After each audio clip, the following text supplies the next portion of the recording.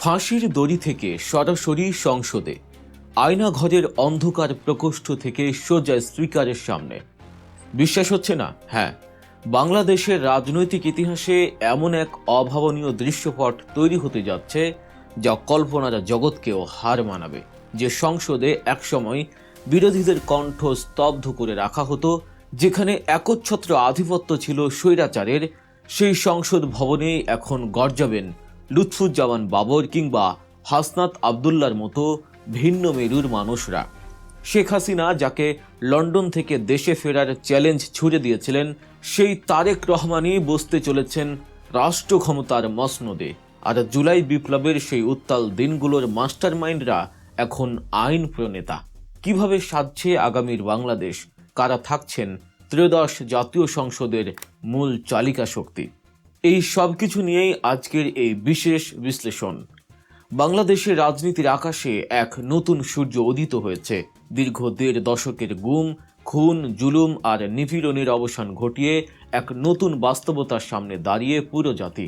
আজকে শপথ নিয়েছেন ৩০০ জন এমপি এবং মন্ত্রীরা, আর বাংলাদেশের চালিকা শক্তিতে বসলেন তারেক রহমান।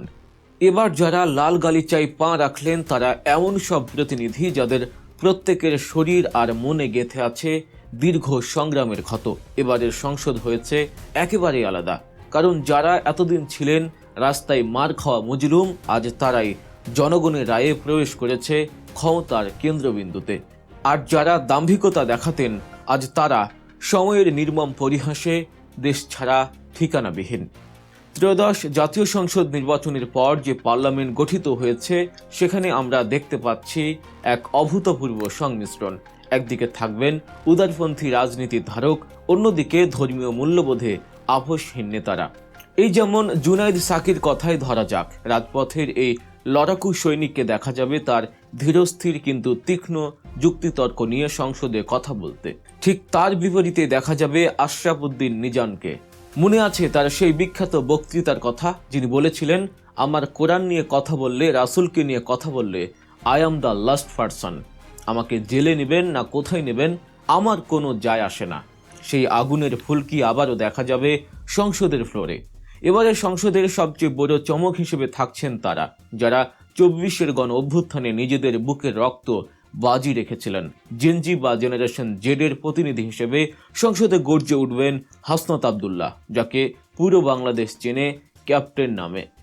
যে ছেলেটি পুলিশের বন্দুকের ননের সামনে দাঁড়িয়ে বুক চিতিয়ে বলেছিল, we are open to kill, আমাদেরকে মেরে ফেললে মেরে ফেলুন, কিন্তু আমরা পথ ছাড়ব না। সেই অকুতোভয় সাহস এখন কথা বলবে আইন প্রণয়নে। তার সাথে থাকবেন এই আন্দোলনের আরেক রূপকার সমন্বয়ক নাহিদ ইসলাম, যার নেতৃত্বে ২৪-এর গণ অভ্যুত্থান এক চূড়ান্ত পরিণতির দিকে এগিয়ে গিয়েছিল। যিনি বলেছিলেন, জুলাই হত্যাকাণ্ডের ফয়সালা করেই আমরা আগস্টে যাব। এই তরুণ তুর্কিরা সংসদে যাওয়া মানেই হলো আগামী দিনের বাংলাদেশ হবে তারুণ্যের বাংলাদেশ, সাহসের বাংলাদেশ। সংসদে হাসনাত নাহিদের পাশে দেখা যাবে আরেক লড়াকু সৈনিক নুরুল হক নূরকে। ২০১৮ সালের কোটা সংস্কার আন্দোলন থেকে যার উত্থান, এই দীর্ঘ সময়ে এমন কোনো মাস নেই যেদিন তাকে হামলা বা মামলার শিকার হতে হয়নি। বারবার রক্তাক্ত হয়েছেন, পুলিশের ভ্যানে তোলা হয়েছে, রিমান্ডে নেওয়া হয়েছে, কিন্তু নুরুল হক নূরের কণ্ঠ কেউ রোধ করতে পারেনি। তার সেই বিখ্যাত উক্তি, ৯০% পতন হয়ে গেছে আর ১০% ধাক্কা দরকার, সেই ধাক্কাতেই আজ স্বৈরাচারের পতন। নূরের এই দীর্ঘ যাত্রার স্বীকৃতি মিলতে যাচ্ছে এই সংসদে। তার সাথে থাকছেন আব্দুল হান্নান মাসুদ এবং আখতার হোসেনের মতো ছাত্র নেতারাও, যারা উত্তরবঙ্গ এবং দক্ষিণবঙ্গের প্রান্তিক মানুষের বঞ্চনার কথা তুলে ধরবেন সাহসের সাথে। এবারের পার্লামেন্টে এমন কিছু মুখ দেখা যাবে যা একসময় ছিল অকল্পনীয়। ব্যারিস্টার আন্দালিব রহমান পার্থ, আওয়ামী পরিবারের সন্তান হয়েও যিনি সত্যের প্রশ্নে কখনোই আপোষ করেননি।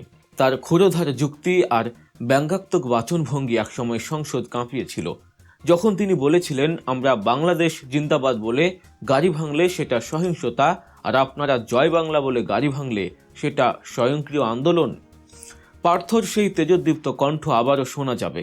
বিরোধী মতকে কিভাবে কথার জাদুতে ধরাশায়ী করতে হয় তা তার চেয়ে ভালো খুব কম রাজনীতিবিদই জানেন।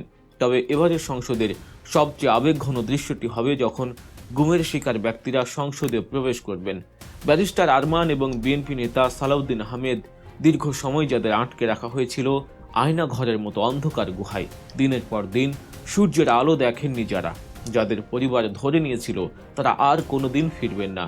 ভারতের শিলংয়ে উদ্দেশ্যহীনভাবে ঘুরে বেড়ানো সালাউদ্দিন আহমেদ যখন বাংলাদেশের সংসদে নিজ আসনে বসবেন, তখন সেটা হবে নিপীড়নের বিরুদ্ধে এক জীবন্ত দলিল। তাদের উপস্থিতিই মনে করিয়ে দেবে গত 15 বছরের বিভীষিকাময় ইতিহাস। এর চেয়েও বড় বিস্ময় অপেক্ষা করছে আপনাদের জন্য। এটিএম আজহারুল ইসলাম এবং লুৎফুজ্জামান বাবর, যাদের মৃত্যুদণ্ড বা আমৃত্যু কারাদণ্ড ছিল অবধারিত, যাদেরকে জেলের অন্ধকার প্রকোষ্ঠে তিলে তিলে শেষ করে দেওয়ার পরিকল্পনা ছিল বিগত সরকারের। সেই লুৎফুজ্জামান বাবর যিনি বলেছিলেন, উই আর লুকিং ফর শত্রুজ। সময়ের পালাবদলে আজ তারা মুক্ত এবং জনগণের প্রতিনিধি হয়ে সংসদে ফিরছেন। তাদের এই ফিরে আসা প্রমাণ করে রাজনীতিতে শেষ বলে কিছু নেই। যারা ফাঁসির দড়ি কিংবা কারাগারের অন্ধকারের অপেক্ষায় ছিলেন, তারাই এখন আইন প্রণেতা। এবারের সংসদে নারী নেতৃত্বের জায়গাতেও থাকছে বড় পরিবর্তন। ব্যারিস্টার রুমিন ফারহানা, যাকে বলা হয় সংসদের বাঘিনী, বিগত সংসদে যখন বিএনপি কোণঠাসা, তখন একাই সরকারের বিরুদ্ধে লড়ে গেছেন তিনি। দল যখন তাকে পদত্যাগ করতে বলেছিল, তিনি করেছিলেন। এমনকি দলের সিদ্ধান্তের বাইরে গিয়ে নির্বাচন করায় বহিষ্কৃতও হয়েছিলেন। কিন্তু জনসমর্থন তাকে আবারও সংসদে ফিরিয়ে আনছে। তার সেই বিখ্যাত উক্তি, আমার একটা হাঁসও যেন কোনো শিয়াল চুরি না করে, এই সাহসী উচ্চারণের জন্যই মানুষ তাকে আবারও সংসদে দেখতে পেয়েছে। জামায়াতে ইসলামীর রাজনীতিতেও দেখা যাচ্ছে এক বিশাল পরিবর্তন। দীর্ঘদিন কোণঠাসা থাকা দলটির আমির ডাক্তার শফিকুর রহমান হতে চলেছেন বিরোধী দলীয় নেতা। তার শান্ত কিন্তু দৃঢ় নেতৃত্ব জামায়াতকে এক নতুন উচ্চতায় নিয়ে এসেছে। আর তার পাশে থাকবেন ছাত্র শিবিরের সাবেক সভাপতি ডাক্তার শফিকুল ইসলাম মাসুদ, যাকে নেতৃত্ব শূন্য করতে বিগত সরকার হেন কোনো চেষ্টা নেই যা করেনি। অসংখ্য মামলা আর নির্যাতনের পাহাড়ে ডিঙিয়ে তিনিও আজ সংসদে। যে দলটিকে নিষিদ্ধ করা হয়েছিল, সেই দলেরই প্রধান এখন সংসদে বিরোধী দলের আসনে। এর চেয়ে বড় নাটকীয়তা আর কি হতে পারে? সবশেষে এই সংসদের এবং আগামীর বাংলাদেশের সবচেয়ে আলোচিত চরিত্র বিএনপি চেয়ারপারসন বেগম খালেদা জিয়ার সুযোগ্য উত্তরসূরি তারেক রহমান। দীর্ঘ নির্বাসন, শারীরিক অসুস্থতা এবং একের পর এক মিথ্যা মামলা, সবকিছুকে পায়ে ঠেলে তিনি ফিরেছেন। মা খালেদা জিয়াকে হারিয়েছেন বিজয়ের ঠিক আগ মুহূর্তে, যা তার ব্যক্তিগত জীবনে এক বিশাল ট্র্যাজেডি। শেখ হাসিনা, যাকে তুচ্ছ তাচ্ছিল্য করে বলতেন লন্ডনে পালিয়ে থাকে, সাহস থাকলে দেশে আসুক, তারেক রহমান সেই চ্যালেঞ্জ জিতে দেশে ফিরেছেন, তাও আবার বীরের বেশে। এবং এখন তিনি অফিসিয়ালি প্রধানমন্ত্রী হিসেবেই সংসদে প্রবেশ করছেন। তার এই ফিরে আসা এবং রাষ্ট্র ক্ষমতায় বসা বাংলাদেশের রাজনৈতিক ইতিহাসের সবচেয়ে বড় কামব্যাক স্টোরি। ত্রয়োদশ জাতীয় সংসদ তাই কেবল একটি নির্বাচন বা ক্ষমতা বদলের ঘটনা নয়, এটি একটি ইতিহাসের বাক বদল। একদিকে নবীন রক্ত যারা বিপ্লব ঘটিয়েছেন, অন্যদিকে অভিজ্ঞ রাজনীতিবিদ যারা বছরের পর বছর জুলুম সহ্য করেছেন। একদিকে ফাঁসির দড়ি থেকে ফিরে আসা নেতা, অন্যদিকে গুমের অন্ধকার থেকে ফিরে আসা ভুক্তভোগী। এই বৈচিত্র্যময় সংসদ কেমন হবে? তারা কি পারবেন দেশের মানুষের দীর্ঘদিনের প্রত্যাশা পূরণ করতে, নাকি ক্ষমতার দ্বন্দ্বে আবারও পথ হারাবে বাংলাদেশ? উত্তরটা সময়ই বলে দেবে।